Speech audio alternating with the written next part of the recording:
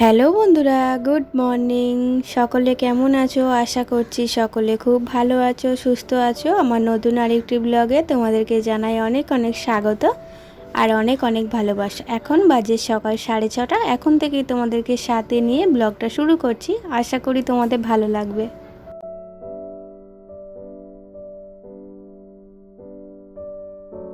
ঘুমটা না আজকে অনেক সকালে ভেঙে গেছে, প্রায় তখন 5টা কি 5:30 হবে, তখন ঘুম ভেঙেছে।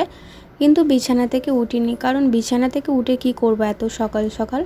আর ঘর দালান তো কিছু পরিষ্কার করতে পারবো না, যেহেতু আওয়াজ হবে, তো ওরা ঘুমোবে, ওদের অসুবিধা হবে, আমার হাজব্যান্ড আর মেয়ের। তাই জন্য আর সকালে উঠিনি, 6:30টার সময় উঠেছি। তাও ওঠার সময় আমার হাজব্যান্ড উঠে পড়েছিল, বলছিল যে এত তাড়াতাড়ি কেন উঠছো, 7টা বাজুক তারপরে উঠবে। কিন্তু আমি বললাম আমার ঘুম ভেঙে গেছে, আমি আর শুতে পারছি না, আমি ততক্ষণ ঘরের কাজগুলো করি, তুমি 7টার সময় উঠবে, আমি চা করব।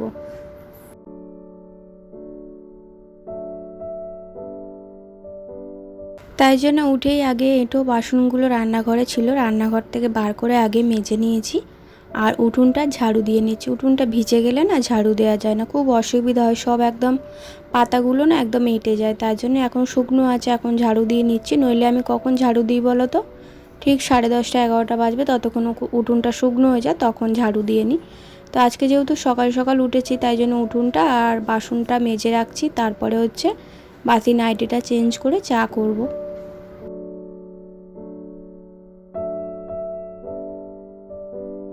তো আমার এত তাড়াতাড়ি না ঘুম ভাঙে না। কালকে সারা রাত আমি ঘুমোতে পারিনি টেনশানে।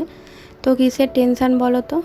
তো প্রতিদিনকার যেমন আর কি রাত্রিরে খাওয়া দাওয়া করে শুই, সেরকমই আর কি তোড়জোড় করছিলাম। আর আমাদের সিলিং ফ্যানের হাওয়া তো একদম নিচে নামে না, তাই জন্যে বড় স্ট্যান্ড ফ্যানটা লাগিয়ে দিই। দিলে ওটা চালালে আর কি সবার ভালোভাবে হাওয়া লাগে আর ভালো ঘুমটাও হয়। তো সেই মতো প্রতিদিনকার মতনই স্ট্যান্ড ফ্যান লাগিয়েছিলাম, লাগিয়ে শুতে যাব। তো মেয়ে বলছে যে আমার দিকটা মা হাওয়া লাগছে না, স্ট্যান্ড ফ্যানটা একটু ঘুরিয়ে দাও। তো পাখাটা চলছিল, তো সেই অবস্থায় আমি পাখাটায় হাত দিয়েছিলাম, জানি না কিভাবে শর্ট হয়েছিল। তো এমনভাবে কারেন্টটা মেরেছে, মনে হচ্ছিলো যেন আমি এক্ষুনির জন্যেই মানে এতক্ষণের জন্যেই ছিলাম।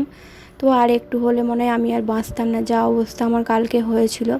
তো কালকে অনেক রাত পর্যন্ত জেগেছিলাম। তো হাজব্যান্ড মানে আমার হাতটা অনেকক্ষণ থেকে ম্যাসাজ করে দিচ্ছিল, খুবই কষ্ট হচ্ছিল, শ্বাসকষ্ট হচ্ছিল। যেইভাবে কারেন্টটা মেরেছিল, এই প্রথম আমাকে এরকমভাবে কারেন্ট মারলো। তো এর আগে কারেন্ট মেরেছে, কিন্তু এতটা পরিমাণে মানে এরকমভাবে কোনো দিন মারেনি। তো একদম ছিটকে ফেলে দিয়েছিল আমায়। তো আমি যখন চেঁচিয়ে উঠেছিলাম, আমার হাজব্যান্ড ভেবেছিল যে আমার পাখায় লেগে হয়তো হাত কেটে গেছে। তো উঠে দেখছে যে আমার আর তখন মানে কোনো রকম অবস্থা, এমন অবস্থা হয়ে গেছে যে আমি দাঁড়াতে পারছি না আর, সঙ্গে সঙ্গে বিছানায় পড়ে গেছি। তো হাজব্যান্ড অনেকক্ষণ থেকে মানে পাখার হাওয়া করলো আর করলো, তারপরে শোয়ার পর তাও অনেকক্ষণ জেগেছিলাম। সেই টেনশানে আমি রাত্রি একদম ঘুমোতে পারিনি।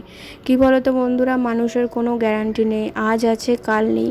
তো সেরকমই আমার ক্ষেত্রে আর কি হয়েছিল। যদি আমার কালকে যদি কিছু হয়ে যেত, তাহলে আর আজকে তোমাদের সঙ্গে এই ব্লগটাও শেয়ার করতে পারতাম না। ওটাই আর কি সারা রাত চিন্তা করেছি, আর সারা রাত সেইভাবে ঘুমোতেও পারিনি। সকালেও ঘুমটা আর কি তাড়াতাড়ি ভেঙে গেছে।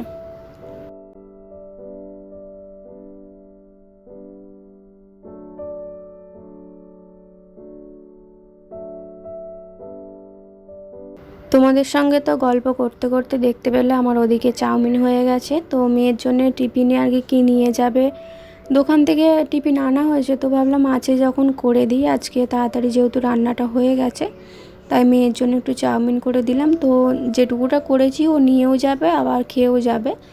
আর আমি আজকে টিফিনে একটু মুড়ি করব, মুড়ি খাবো আর কি।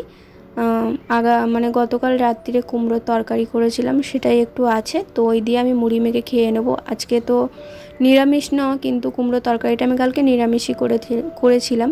কুমড়োর তরকারি, তারপরে ছোলার ডাল, এই সবগুলো আমি নিরামিষই করি। তো যাই হোক, এখন ঘরটা পরিষ্কার করে নিলাম। মেয়েকে আজকে আমাকে দিতে যেতে হবে না, একদিক থেকে টেনশন মুক্ত। তো আজকে আমার হাজব্যান্ড দিয়ে আসবে, নিয়ে আসবে বলে দিয়েছে। আমার রান্না বান্না হয়ে গেছে, আর এখন গ্যাসটা মুছে নিচ্ছি।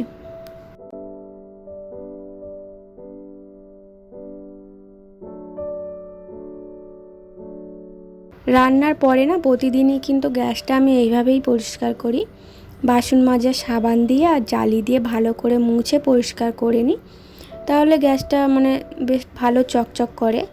আর এই জায়গাটায় প্লাস্টিক পেতেই রাখি, কারণ এই জায়গার প্লাস্টারটা না চটে গেছে, তাই জন্যে মানে চটে গেছে তো, আর এখান দিয়ে বালি ঝরে, তাই এই জায়গাটায় প্লাস্টিক পেতে রাখলে আমার রান্নার সুবিধা হয়। নইলে কী হয় বলো তো, বালিগুলো মানে এদিক সেদিক হয় তো খাবার দাবারে আর কি পড়ে। আর যাই হোক, এই বেসিনটাও কিন্তু আমি প্রতিদিন এইভাবেই পরিষ্কার করে নিই। জল নাই বা পড়লো, কিন্তু বেসিনটা তো আমি ব্যবহার করি সব সময়, তাই জন্য বেসিনটাও পরিষ্কার রাখার চেষ্টা করি। আর বেসিনটা এরকম পরিষ্কার ছিল না, তো তোমাদের সব কথা আমি বলবো। তো এখন আর এইসব কথা আর কি বলছি না, অন্য আর একটা ভিডিওতে তোমাদের সব কথা আমি জানাবো। তো এদিকে মেয়েকে টিফিনটা আর কি রেডি করে দিচ্ছি। মেয়ে স্কুলে যাবে, রেডি হয়ে বসে আছে, আমি টিফিনটা রেডি করে দিয়ে চুলটা বেঁধে দেব। সকালে ঘুম থেকে উঠেই বলছে মা কি টিফিন খাবো আর কি নিয়ে যাব। তো উঠেই দেখছে চাউমিন রান্না করেছি, ওর তো ফেভারিট এইসব জিনিসই ও পছন্দ করে। তো বন্ধুরা নিয়ে যায় যেদিন, সেদিন শেয়ার করে, ও যেদিন নিয়ে যায় ও বন্ধুদের শেয়ার করে, তাই জন্য একটু বেশি করে দিতে হয়। আর এখন ওদিকে টিফিন মেয়েকে দিয়ে, মেয়ের টিফিন খাওয়া হয়ে গেছে, আমি এদিকে টুকিটাকি একটু কাচাকুচি করব। কয়েকটা জড়ো হয়েছে, ওগুলোই কেচে নেব।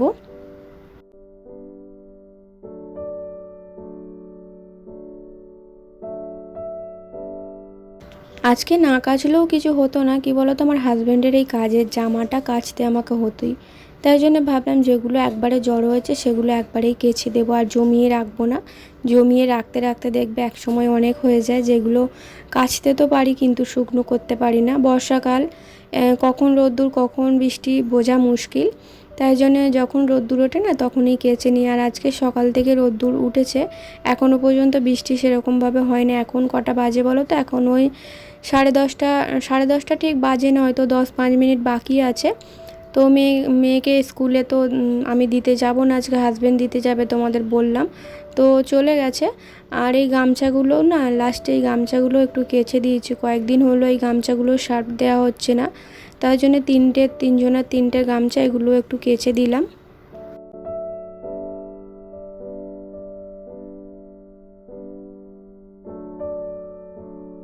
আজকে যেহেতু বৃহস্পতিবার, তা রান্নাটা একটু তাড়াতাড়ি হয়ে গেছে, বেশ ভালোও লাগছে। মাঝে সাঝে তাড়াতাড়ি একটু রান্না হলে বেশ ভালোই লাগে। তো রান্না বান্না হয়ে গেছে, তোমরা তো জানো আমি সমস্ত কাজ গুছিয়ে নিয়ে তারপরে স্নান টান করে পুজো করি। এখন সমস্ত কাজ হয়ে গেছে, তো এখন স্নান টান করে আর এই যে ঠাকুরের বাসনগুলো এতক্ষণ বসে বসে মাজছিলাম।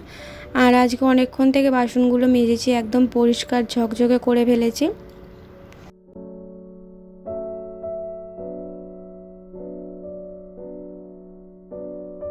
তোমরা তো গতকাল দেখেছিলে যে একটা ফুল ফুটেছিল, আজকে আবার দুটো ফুল ফুটেছে। তো এই ফুলগুলো ঠাকুরের আসনে দিলে না, আসন একদম ভর্তি হয়ে যায়, তো যেহেতু অনেক বড় বড় ফুলগুলো।